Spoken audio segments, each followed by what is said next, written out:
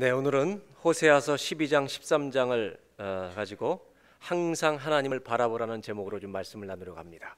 제일 먼저 13장 4절 한 절만 우리 다 같이 함께 봉독하겠습니다.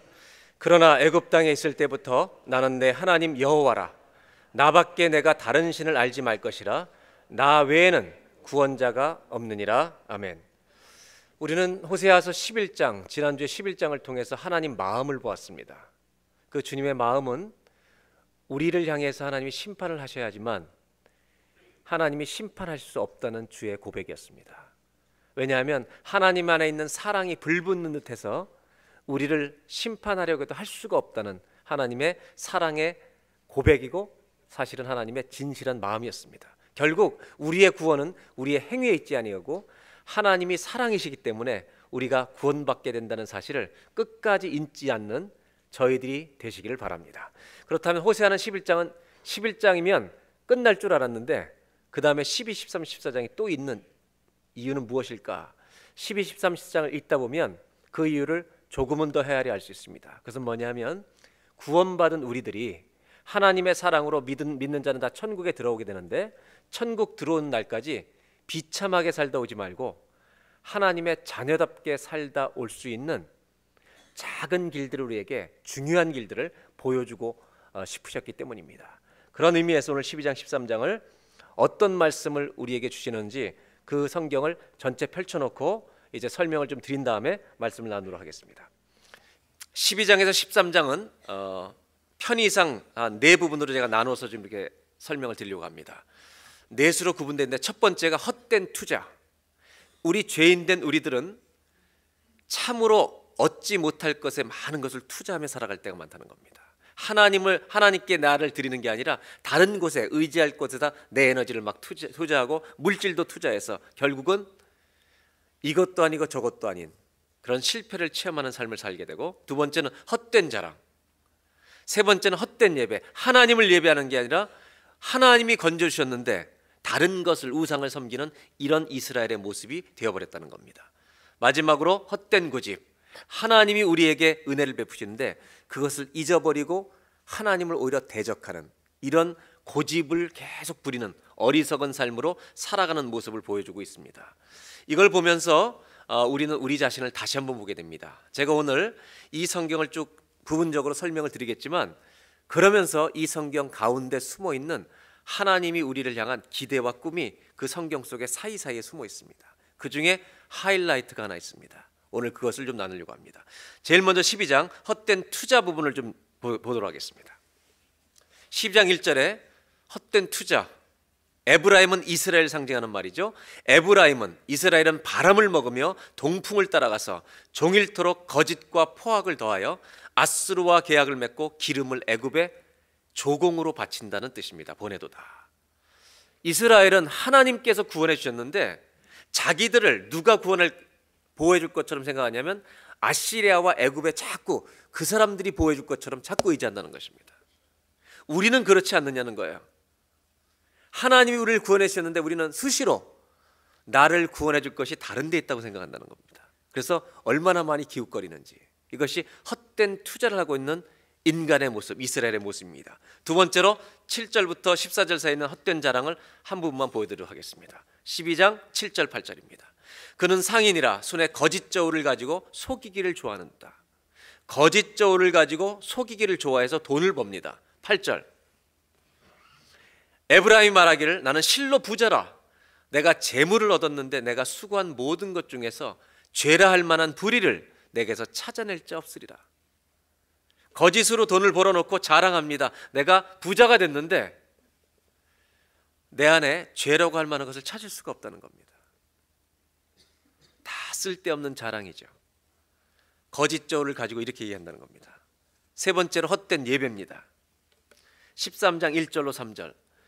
에브라임이 말을 하면 사람들이 떨었도다. 그가 이스라엘 중에서 자기를 높이더니 바알로 말미암아 우상으로 말미암아 범죄함으로 망하였거늘. 2절. 이제도 그들은 더욱 범죄하여 그 은으로 자기를 위하여 우상을 부어 만들되 자기의 정교함을 따라 우상을 만들었으며 그것은 다 은장색이 만든 것이거늘. 그들은 그것에 대하여 말하기를 사람이 만든 우상에 대해서 말하기를 제사를 드리는 자는 송아지와 입을 맞출 것이라.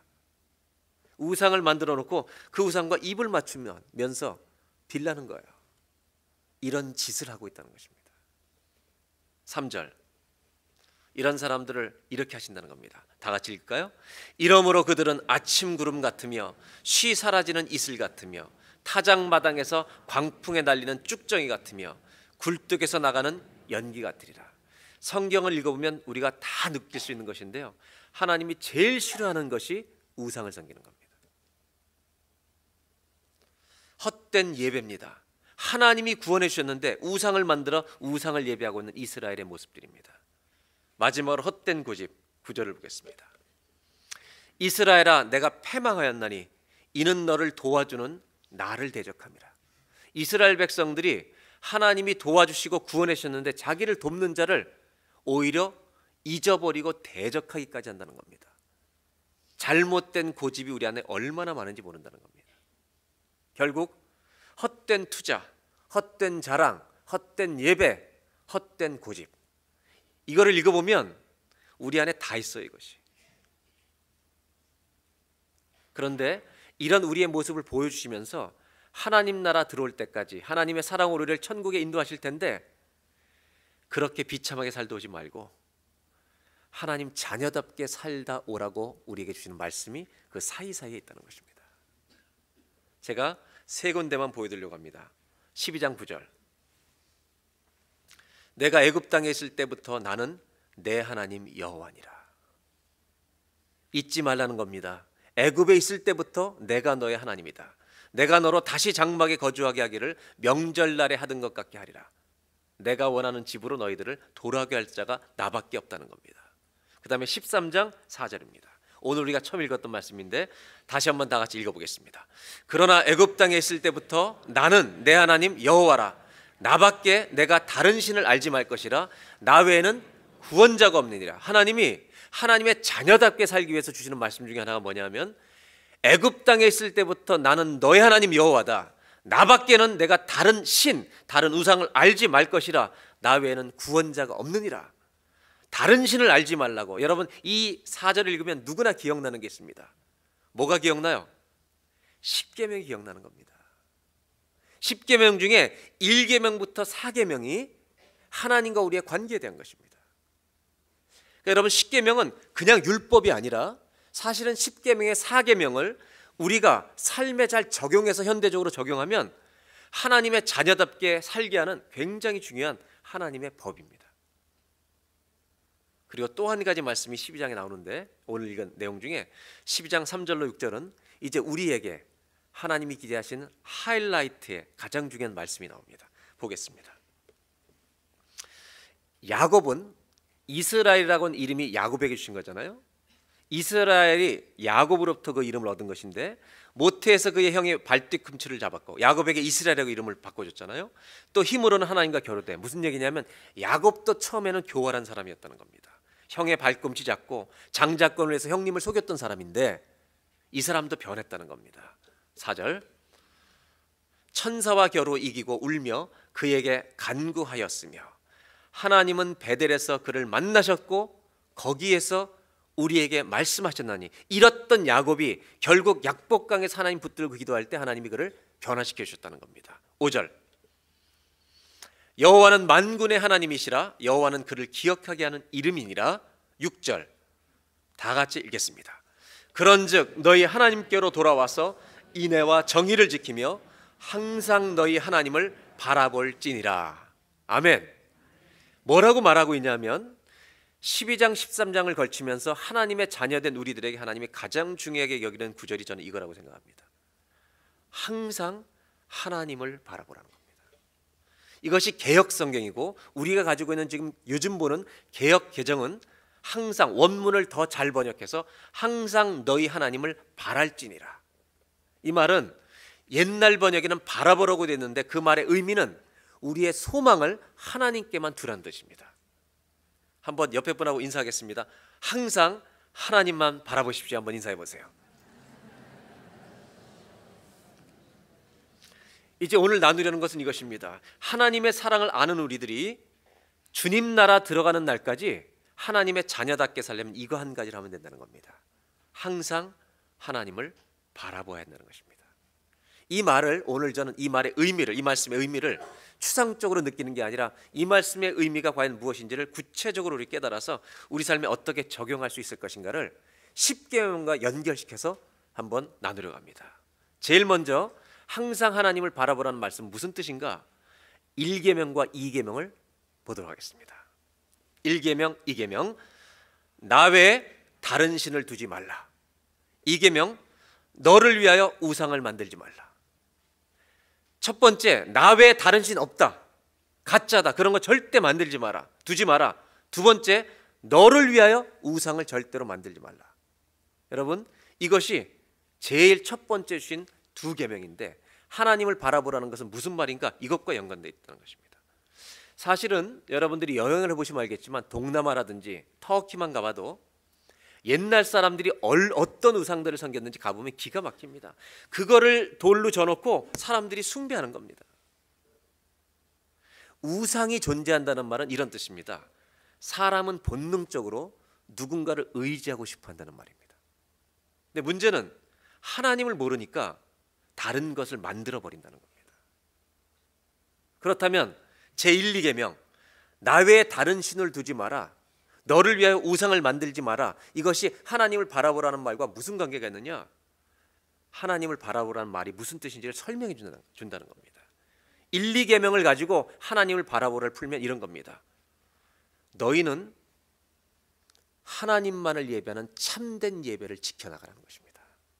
하나님을 바라보라는 말은 너희 안에 하나님만을 예배하는 자가 되라는 겁니다. 왜냐하면 우리가 참된 예배를 드리지 못하면 인생은 복잡해집니다. 하나님이 사람을 창조하신 때부터 어떤 역사가 시작되냐면 진리와 거짓이 다투기 시작합니다. 하나님이 선악과를 만들어 놓고 먹으면 죽으리라고 하는데 사단이 와서 그걸 먹으면 안 죽어, 하나님처럼 될 거라는 말에 속아서 그들의 예배가 무너지는 겁니다. 예배가 무너진다는 말은 내가 붙들고 있던 진리를 놓친다는 뜻입니다. 그래서 어떤 일이 일어나냐? 내 삶 속에 거짓이 달라붙기 시작하는 겁니다. 여러분, 우리가 주일 예배를 드리지만 밖에 나가면 가짜가 얼마나 달라붙는지 아십니까? 그래서 참된 예배는 뭐냐? 세 단계로 설명할 수 있습니다. 참된 예배는 하나님만을 예배하는 것입니다. 그런데 주일날 모여서 하나님만을 예배하는 것으로 드리면 감정의 영역에서 끝날 수 있습니다. 하나님만 예배하고 삶의 예배로 연결돼야 되는데 참된 예배는 두 번째로 하나님만을 예배하고 하나님의 말씀, 이것이 진리라는 것을, 진리를 붙드는 것, 말씀을 붙드는 게 삶의 예배인 줄로 믿습니다. 이걸 붙들어야 거짓에 속지 않는 것입니다. 세 번째, 이 말씀을 붙들고 있는 것만이 아니라 삶의 또 하나의 예배는 어떤 문제를 결정할 때마다 내가 나 혼자 결정하는 것이 아니라 그럼 내가 우상이 되는 거예요. 누구와 상의해야 돼요? 하나님과 상의하는 사람이 예배드리는 자라는 것입니다. 그래서 오늘 이 첫 번째 항상 하나님을 바라라는 이 말씀은 어떤 의미가 들어가 있는 거냐면 하나님만을 정말 높이는 사람이 될 수 있겠느냐. 옛날에는 우상이 있었지만요, 지금은 과학이 발전하고 지성이 발달되기 때문에 그런 우상은 안 만들지만 그렇게 의지하는 것이 우리에게 권력이 우상이고, 요즘에 가장 큰 우상은요, 돈입니다.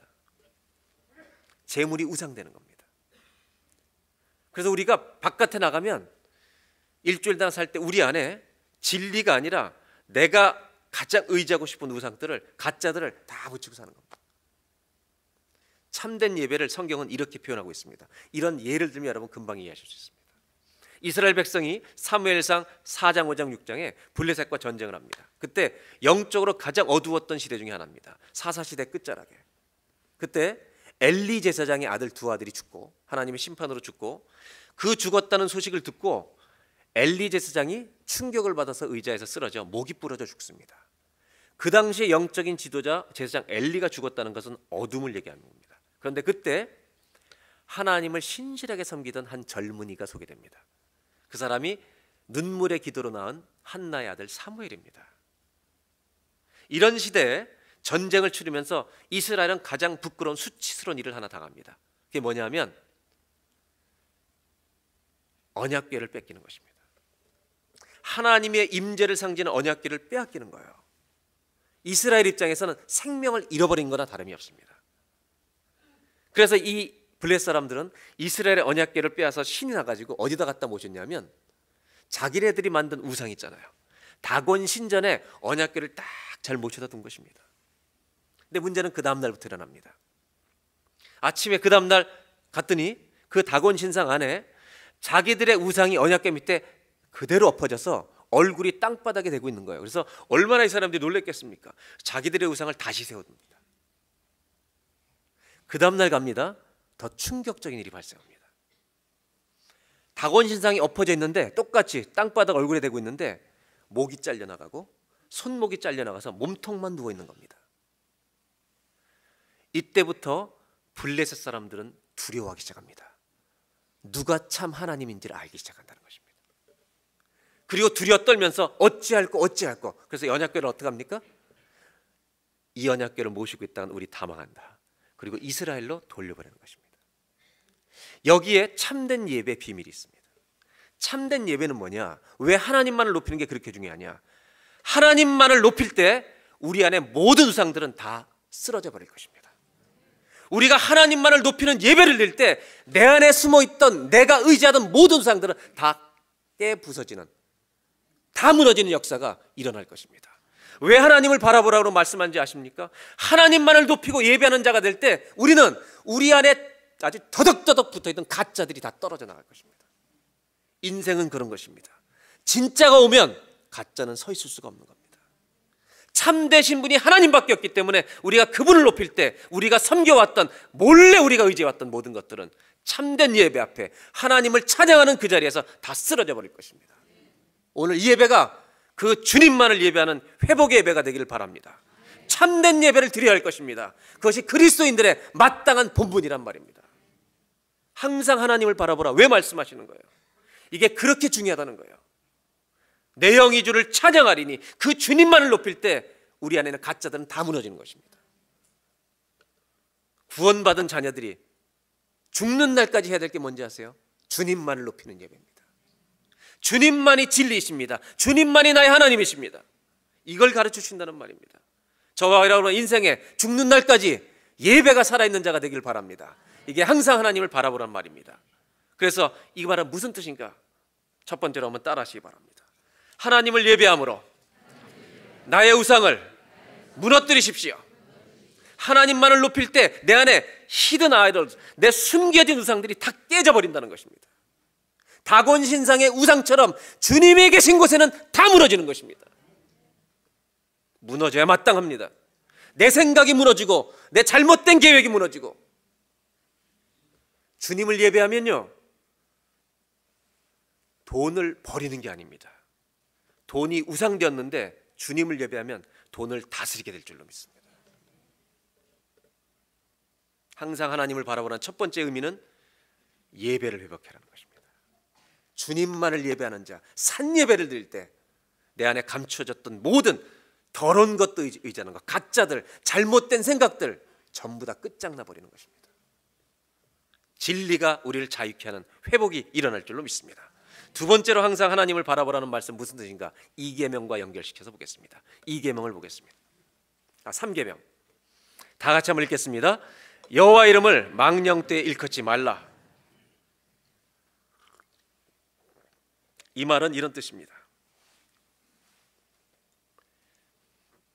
말이 먼저가 아니라 마음이 먼저야 된다는 겁니다. Heart first. 마음을 하나님께 드리지 않으면서 입으로만 하나님 얘기 떠들지 말라는 것입니다. 형식의 종교를 버리라는 겁니다. 조금 더 구체적으로 하면 이런 얘기입니다. 여러분의 인생에 가장 어려운 고난들이 닥칠 때 가장 먼저 여러분 누구랑 얘기하십니까? 내가 갑자기 암에 걸렸어요. 이 얘기를 누구한테, 동네 지나가는 아저씨들 불러서 나 암 걸렸다고 얘기합니까? 안 하죠. 그런 사람한테.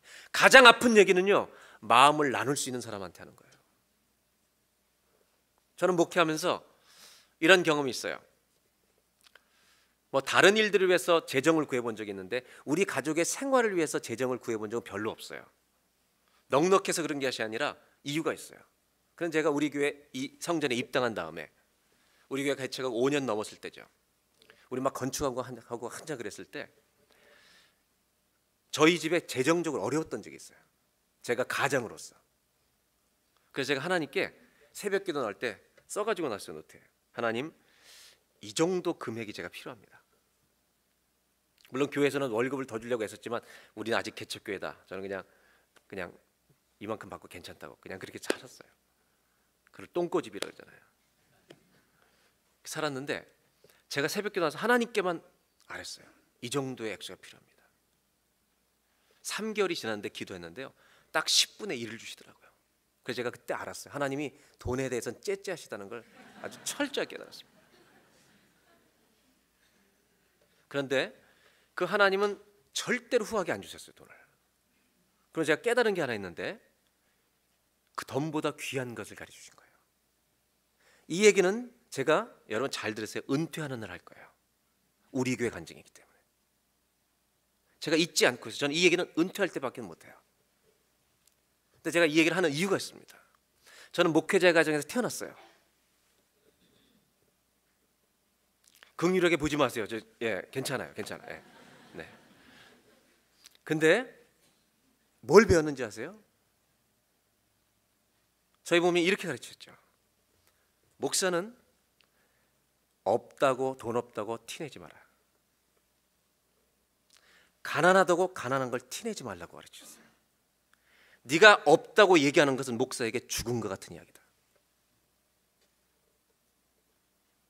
배고파도 굶고 있어 가만히. 저는 그래서 마음이 부여하게 컸어요. 저희 부모님을 이렇게 가르치신 이유가 딱 하나예요. 목회자는 하나님을 의지하는 법을 배워야 돼. 그거 하나를 유산으로 가르치셨어요. 저는 저희 미래를 알아요. 저희 집사람과. 저는 은퇴하고 절대로 좋은 집에 안 살아요. 아니, 못 살아요.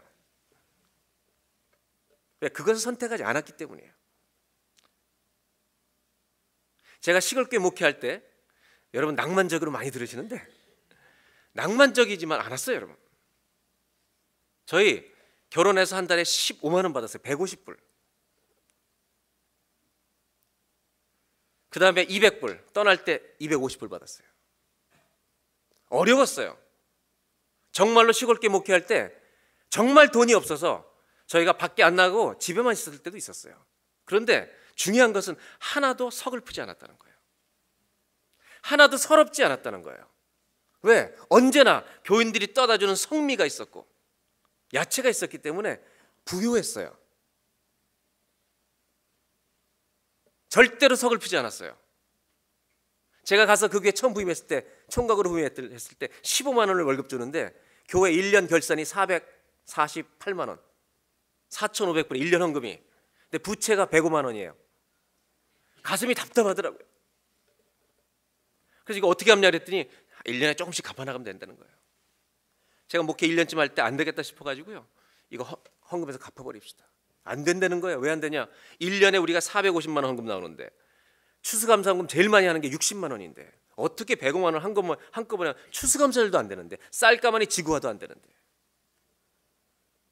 기도합시다. 기도했죠. 근데 기도했더니 하나님 앞에 정말 구할 데가 없잖아요. 저 그때 꿈 많이 꿨어요. 현대건설이 와서 막 우리 예배당 져주는 꿈도 꾸고. 다 가짜예요. 다 가짜. 저는 그래서 그런 꿈 꿀 때마다 정말 오나? 처음엔 기대했다가 이게 가짜라는 걸 알게 됐어요. 그때 기도할 때 부활주일날 헌금을 앞두고 기도하기로 했는데 2주 전에 저랑 고등학교 때 같은 교회 다니던 믿음 안의 친구가 그렇게 오랫동안 몇 년 동안 떨어져 있었는데, 물론 주보를 받아봤겠죠, 우리 교회. 갑자기 전화가 온 거예요. 2주 전에 자기가 적금 500만 원을 타게 됐는데 11조를 너희 교회 하면 안 되겠냐고. 왜 안 돼? 괜찮아. 왜 안 돼? 그게 왜 안 되는 일이야? 제가 얘기해 줬죠. 우리가 105만 원을 갚으려고 그러는 중에 다음 주인데 당신이 헌금 지금 얘기한 거라고. 그리고 바로 전주일날 제가 50만 원을 들고 딱 섰잖아요. 약속을 들고. 저랑 신앙생활 같이 하던 사람이 우리가 기도했더니 50만 원을 보내주기로 했습니다. 65만 원밖에 안 남았습니다. 그 다음 부활절 헌금을 했죠. 67만 원이 나왔어요. 다 갚아버렸어요. 지금 제가 얘기해 드리는 건 이것이죠. 저는 가난한 중에 그 당시에 살았지만 작은 기쁨이 있었어요. 무슨 작은 기쁨이냐면 하나님을 의지할 때 하나님이 어떻게 역사하시는가를 맛보는 그리스도인들이 죽을 때까지 잊지 말아야 될, 하나님이 내가 너를 돕고 있다, 내가 너희와 함께하고 있다는 이 작은 기쁨. 그리고 인생이 지날수록 제 인생에 내가 목회가 끝날 때 뭐가 제일 큰일일까? 어떤 업적이 아니라 그런 작은 기쁨들이, 하나님이 나와 함께 하시는 이 기쁨들이 내 인생의 가장 큰 기쁨이 되어가고 있다는 걸 저는 지금 발견하고 있어요. 왜 하나님을 의지하라고 말하느냐? 하나님만 바라보라는 말은 하나님을 의지하라, 주님만을 의지하라는 말이에요. 주님만을 의지하라는 말은 그 인생에 어려운 일이 있을 때 다른 사람에게 달려가지 말고 나한테 와서 부르짖고 기도하라는 말이에요. 그 기도하는 사람에게는 세상이 알지 못하는 작은 기쁨을 주신다는 거예요. 여러분, 105만 원 이렇게 우리가 모아서 헌금했어요. 그러면요, 기업 다니는 사람, 야, 나 혼자 줄 수 있는 돈이야, 이렇게 할 수 있어요. 그 사람들한테는 작은 거예요. 우리에게는 큰일이에요. 이게. 예수 믿는 사람들이요, 세상의 큰 기쁨에 이 작은 기쁨을 잃어버리고 있는 거예요. 왜 하나님이 우리에게 말씀하시냐? 항상 하나님을 바라보라. 너 어려울 때 어디로 달려가니? 나한테 엎드려봐. 나한테 부르짖어봐. 그러면 너는 내가 너와 함께 한다는 이 응답을 반드시 받게 될 거야. 그 기쁨을 가진 자가 그리스도인이 아닌가요? 오늘 두 번째로 성경은 이걸 한번 따라 하실까요? 하나님께 엎드림으로 작은 기쁨을 회복하십시오. 전 이 단어를 너무 좋아합니다. 작은 기쁨. 이 작은 기쁨이라는 단어를 영어로 표현하기 위해서 영어권들하고 좀 상의를 했어요. 야, 작은 기쁨을 little joy를 쓰냐 small joy를 쓰냐 어떤 게 좋겠냐 그랬더니, 목사님, little joys in life, small joys in life라는 단어를 쓰긴 쓰는데 그건 사소한 기쁨이라는 거예요. 그러니까 제가 얘기하고 싶은 한국적인 동양적인 이 inclusive한 랭귀지가 있잖아요. 작은 걸 얘기하는데 큰 얘기를 하는 거. 이게 무슨 말인지 영어권은 모를 거예요. 이게. 그래서 제가 이 얘기를 했어요. 했더니 고민하다가 제가 이렇게 했어요. 얘기를 하다가 통화를 하다가 deeper joy 어때? 그랬더니 괜찮대 그거. 영어권에선 쓰지 않는 단어일지 모르지만 괜찮대 이거.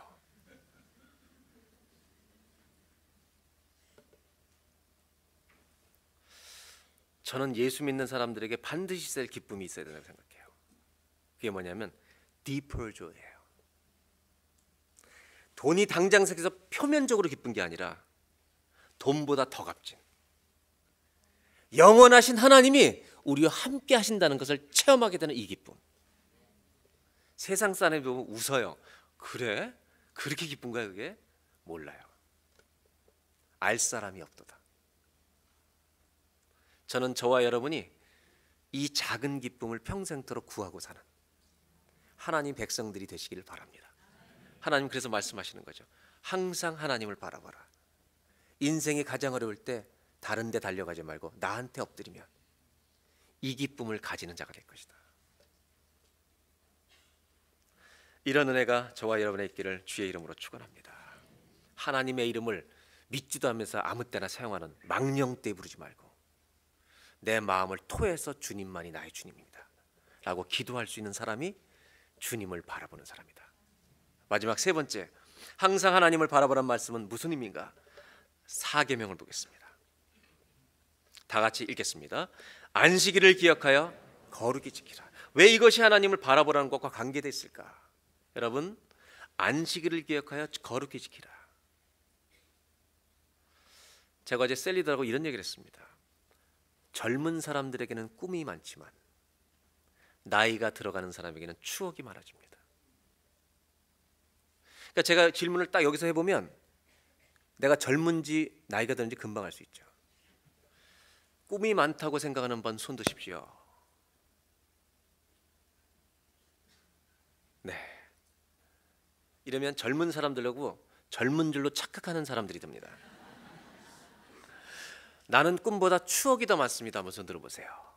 이분들은 나이가 들었다는 겁니다. 그런데 저는 꿈도 없고 추억도 없습니다. 그런 분은 인생의 권태기가 온 것입니다. 그분들은 주님을 찾아야 될 때가 온 겁니다. 여러분, 기억이라는 건 굉장히 소중한 것입니다. UBC에서 살 때 한 여자분이, 애기 엄마가 거의 18, 9년 만에 우리 교회를 등록하셨는데 세계적 팀에서 저희 집사람이 뭐 불고기를 해다 줬다고 그걸 기억하더라고요. 얼마나 고마운지. 우리한테 혼났다고 그러면 이게 굉장히 문제가 되는데 이런 작은 것도 얼마나 고마워요. 성도님들이 저희들에게 해준 거를 감사해서 칼국수 한 그릇 얻어먹은 걸 이렇게 얘기해 줄 때 얼마나 감사했는지. 그러니까 칼국수보다 더 즐거워하시는 것 같아요. 기억은 소중한 거예요. 근데 하나님이 안식을 기억하여 소중히 지키라는 것은 이 얘기입니다. 일주일을 보내다가 안식을 할 때는 모든 것을 중단하고 쉬는 것이 목적이 아니라 안식일의 주인은 주님이에요. 그래서 안식일에 가장 해야 될 것이 뭐냐, 중요한 것은 하나님이 내 인생의 주인임을 고백하는 영적인 질서를 회복하는 것이에요. 그래서 4계명의 4계명은 이렇게 정리할 수 있죠. 나 외에 다른 신을 두지 마라. God first. 하나님이 최우선입니다. 두 번째로 우상을 절대로 섬기지 마라. Worship first란 말입니다. 세 번째 뭐예요? 하나님의 이름을 망령되이 일컫지 말라. Heart first란 말이에요. 말로 먼저 하지 말고. 네 번째, 안식일을 기억하여 거룩히 지켜라. Doing이 아니라 Being first. 내가 어떤 존재인지를 깨닫는 것이 먼저다. 그래서 여러분, 안식일은 이런 겁니다. God first로 시작한 1계명은 God centered라고 하나님 중심으로 정리가 되는 겁니다. 그래서 안식일을 지킬 때 가장 중요한 것은 내 인생의 중심에 누가 계신 것을, 하나님이 계신 것을 잊지 말라는 겁니다. 여러분, 이렇게 생각해 보세요. 하나님이 중심에 계신 사람은 흔들리지 않을 줄로 믿습니다. 그래서 항상 하나님을 바라보라는 거예요. 항상 하나님을 바라보라는 것은 그분을 기억하라는 거예요. 그래서 그분이 내 인생에 언제나 중심에 계신 분임을 잊지 말고 살라는 것입니다. 조금 더 쉽게 설명드리면 이렇습니다. 에스키모 사람들은 눈이 많이 올 때, 눈 치울 때 너무 많이 오면 눈 치웠다가 돌아갈 때 집을 못 찾으니까 나가기 전에 집 앞에 긴 장대를 꼽아요. 그리고 눈을 치고 한참 100m를 나갔을 때 막 1m가 눈이 쌓이면 뒤가 안 보이니까 장대를 보고 집으로 쫓아가는 겁니다. 중심이 축이 있기 때문에 흔들리지 않는 겁니다. 저와 여러분의 마음 중심 안에 주님이 계신 것을 늘 바라보고 사는 저와 여러분이 되시길 바랍니다. 제가 좀 비유를 하면 이런 겁니다, 여러분. 우리가 인생을 살면서 무시하지 말아야 될 사람들이 세 종류가 있습니다. 이거 잘 들으셔야 됩니다. 이런 사람 절대 무시하지 마세요. 첫째, 못생긴 사람. 절대 무시하시면 안 됩니다. 왜냐하면 성경적으로 그래요. 왜냐하면 그 사람을 하나님이 창조하셨기 때문입니다. 맞습니까? 남 얘기하는 게 아니라 자기 얘기하는 거예요, 지금 다. 먼 산 보고 있지 말고 나한테 적용을 해야지. 무슨 얘기야? 왜냐하면 하나님은 이러셨잖아요. 외모로 보지 않는다. 나는 네 속사람을 본다. 이게 주님의 눈이에요, 여러분. 그래서 여러분, 함부로 못생겼다 우리가 판단. 한국 사람들이 정말 그런 것들 많이 따지는데 절대 그러지 마세요. 이 나라 이력서 낼 때 사진 붙여요, 안 붙여요? 나이 물어요, 안 물어요? 그거 물으면 일리거리예요. 얼마나 좋은 나라예요. 나이에 관계없이 취업할 수 있는 기회가 주어지니까. 하나님은 외모로 판단하지 말라고 하셨어요. 이걸 좀 재미있게 표현하면 이런 겁니다. 여러분, 사진 찍을 때 같이 찍기를 꺼리는 사람이 어떤 사람들이에요? 눈 큰 것들, 얼굴 조그만 CD 한 장 같은 사람들. 왜 사진 찍으려면 우리 집사람 자꾸 뒤로 굴러가는지 모르겠어요. 잘생긴 사람은요, 피해를 줘요. 다 떠나, 주변에 사진 찍을 때. 못생긴 사람이 옆에 있으면 다 달라붙어. 자신감이 생기잖아요. 그러니까 여러분, 내가 잘생기면요 남한테 피해를 줍니다. 못생기면 감사가 넘치게 합니다. 그러니까 우린 둘 중에 하나예요. 옆에 사람하고 인사를 한번 해보세요. 그동안 피해를 드려서 죄송합니다, 이렇게 얘기하든지, 하나는 저 때문에 감사하십시오. 둘 중에 하나밖에 없어요. 양심에 손을 얹고요, 옆에 사람하고 한번 인사해보세요. 자기가 무슨 인사해야 되는지 해보세요 한번.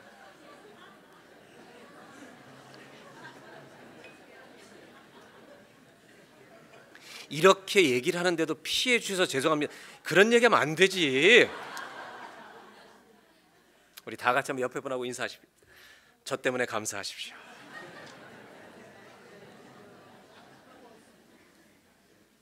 첫째를 무시하지 말아야 할 사람이 못생긴 사람. 두 번째요, 교회를 절대로 안 떠나는 모태신앙. 열정은 없는데 모태신앙이래. 그래도 계속 모태신앙이래. 이런 사람 절대 무시하지 마세요. 모태신앙은요, 어려운 일 닥치면 반드시 기도해요. 모태신앙은 때려 죽여도 교회를 안 떠나요. 하나님을 떠날 수가 없어요. 여러분, 지금 모태신앙 중에 비실비실한 것들 무시하지 마세요. 그 사람 안에 있어요, 뭐가. 어려서부터 그 중심에 들어가 있는 게 있다고요. 세 번째, 뚱뚱하신 분들 무시하지 마세요. 왜냐하면 엊그제 바람이 얼마나 불었습니까? 전기가 나갔어요. 밤새도. 우리 얼마나 춥게 잤는지 몰라요. 바람이 심하게 부는 날, 여러분, 여기 요즘 바람 굉장히 심하게 불을 때 사이즈 0 입는 여자분들 함부로 다니지 마세요. 날라가 흔들려요. 그런데 죄송해요, 우리 송 목사님처럼 이렇게 80kg 이상 나가는 분들은 바람 부는 날 안전해요. 요동치지 않아요. 그래서 여러분, 자기가 가냘픈 사람들은 저렇게 무거운 사람 옆에 붙으면 어떻게 돼요? 안정감이 있어요. 제가 오늘 말씀드린 결론이 이것입니다. 그런데 인생에 고난이 바람이 불면 체중으로 버틸 수 없다는 거예요. 세상에서 우리가 자연이 부는 바람은 무게로 견딜 수 있는데, 인생의 고난이 오면 다 불안과 동요 속에 빠져요. 인생의 시련과 고난의 바람을 견딜 수 있는 무게는 어디서 오는 것일까? 주님 말씀하신 거죠. 나를 바라본다는 것은 안식일을 통해 네가 내 안에 있음을, 네가 내 안에 거하고 있음을 아는 자는 요동치 않으리라. 풍랑이 한참 밀고 있는 바닷속에 배를 탔는데 많은 사람들이 떨지만 그 배에 예수님이 계시면 평안할 줄로 믿습니다. 항상 하나님을 바라보라는 말은 안식일을 기억하여 거룩히 지키란 말과 왜 연관되어 있는가? 안식일은 내가 누구 안에 있는지를 발견하는 날입니다. 여러분은 누구 안에 계십니까? 주님 안에 계시면 모든 불안은 떠나갈 줄로 믿습니다. 한번 따라 하실까요? 마지막으로, 하나님 안에 거함으로 불안의 자리에서 떠나십시오. 내가 주님 안에 있다는 것을 발견하는 순간 우리는 모든 두려움에서 사라지게 될 줄로 믿습니다. 그래서 주님은 말씀하십니다. 항상 하나님을 바라봐라. 사랑하는 여러분, 저와 여러분의 인생 가운데 참된 예배를 통해 우상이 무너지고 하나님께 엎드림으로 말미암아 작은 기쁨을 회복하고 하나님 안에 거함으로 말미암아 불안과 두려움이 다 추방되는 놀라운 은혜가 천국 가는 날까지 이어지기를 주의 이름으로 축원합니다. 이 시간 다 같이 기도하겠습니다. 주님께서 말씀하십니다. 나의 안에 거하라고 말씀하십니다.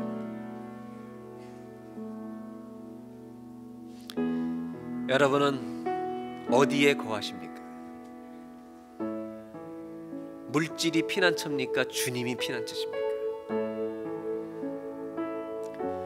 하나님이 하나님 백성들 향해서 외치시는 메시지가 있습니다. 항상 하나님을 바라보라고. 내가 너를 늘 보고 있다고 말씀하십니다. 이 말씀의 의미를 아는 자가 되게 하여 주시고 이 말씀의 의미를 사는 자가 되게 하여 주시옵소서. 하나님, 오늘 하나님만을 예배합니다. 내 속에 감추었던 모든 우상들이 다 무너지게 하여 주시옵소서. 하나님께 엎드리겠습니다. 세상이 알지 못하는 그 은밀한 작은 기쁨을 우리에게 허락하여 주시옵소서. 하나님 안에 거하겠습니다. 하나님 안에 안식함으로 나를 흔들고 있는 모든 불안과 두려움들이 오늘 이 예배를 통해 떠나가게 하여 주시옵소서. 우리 찬양팀이 다시 한번 나의 안에 거하라 이 찬양을 부를 때, 하나님, 내가 주님만을 의지합니다. 주님 안에 거하겠습니다. 하나님만을 예배합니다. 다 같이 한번 합심하여 기도하겠습니다. 하나님 아버지, 저희로 주님만을 예배하게 하여 주옵소서. 숨겨진 우상들이 하나님만을 예배할 때, 하나님만을 높일 때 다 무너질 줄로 믿습니다. 다곤 신전에서 우상이 깨어졌던 것처럼 우리 안에 있는 더러운 것들이 다 깨어지는 예배가 되게 하여 주시옵소서. 하나님, 하나님만을 의지하는 자가 되기 원합니다. 입으로만 망령되이 주님을 부른 자가 아니라 가장 어려울 때 내가 찾을 분이 주님밖에 없습니다. 그렇게 엎드리고 기도할 때 세상이 알지 못하는 내가 너와 함께 한다는 이 작은 기쁨을, 이 깊은 기쁨을 우리에게 주실 줄로 믿습니다. 그것을 가진 자들이 되게 하여 주옵소서. 하나님, 하나님 안에 거하게 해 주옵소서. 그래서 우리 인생의 모든 요동과 불안과 두려움들이 다 떠나가게 하여 주옵시고 하나님의 평강이 우리를 다스리는 그 은혜 속에 살게 하여 주옵소서. 오늘 예물을 봉헌하는 시간입니다. 물질이 근심이 되지 않게 하여 주시고 물질이 적어도 감사를 잃어버리지 않는 믿음의 사람들이 되게 하여 주옵소서. 예수님의 이름으로 기도하옵나이다. 우리 두 손을 모으고 기도하겠습니다. 하나님, 저희들의 인생의 이 마음의 중심에 주님이 계신 것을 알게 하여 주옵소서. 하나님, 인생의 가장 어려운 일들이 찾아올 때 주님께 엎드리고 달려가는 믿음을 주옵소서. 하나님, 세상에 수많은 우상들이 보이지만, 가짜들이 보이지만 하나님만을 예배하는 자가 되게 하여 주옵소서.